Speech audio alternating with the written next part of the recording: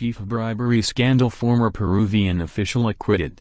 New York, a former South American soccer official was acquitted in the FIFA bribery scandal on Tuesday and walked out of the courtroom saying he's finished with the world's most popular sport. The verdict clearing Manuel Burga, former president of Peru's soccer federation, of a single racketeering conspiracy charge came days after prosecutors won guilty verdicts on multiple charges against two other former soccer officials. God bless America.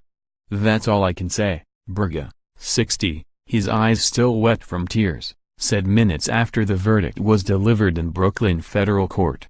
Burga was the first person to be acquitted among more than 40 people and entities in the world of global soccer charged in the U.S. with a scheme to extract hundreds of millions of dollars in bribes and kickbacks. Of those, 24 pleaded guilty. The case against Burga was always thin. He faced a single count while two co-defendants, Juan Nepal, of Paraguay, and José Maria Marin, of Brazil, were convicted of heftier charges Friday in a prosecution that exposed a culture of greed and corruption in soccer's executive suites.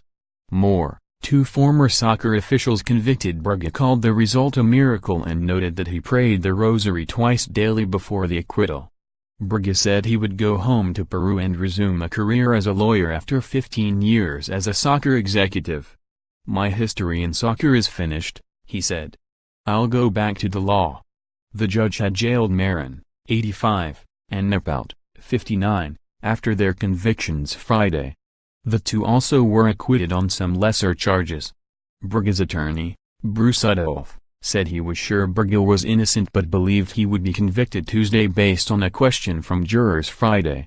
"I figured I'd be looking at him, in a jail cell," Adolph said. "I'm so happy. I want to go outside and do a couple of cartwheels." Marin, Burga and Nepal had been arrested in 2015. Prosecutors accused them of agreeing to take millions of dollars in bribes from businessmen seeking to lock up lucrative media rights or to influence hosting rights for the World Cup and other major FIFA-controlled tournaments. World Soccer's governing body had said last week it would seek compensation and a share of the cash. During the trial, Adolph insisted his client never took a bribe. "I would submit to you that never has more been made of less evidence," he told jurors.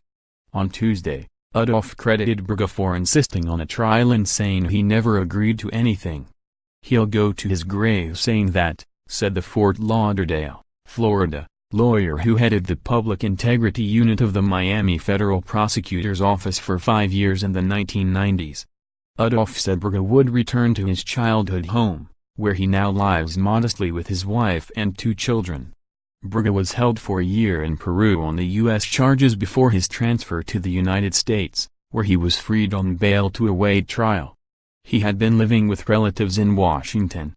Burga said he'd spend a month reunited with family before helping others through an administrative law practice.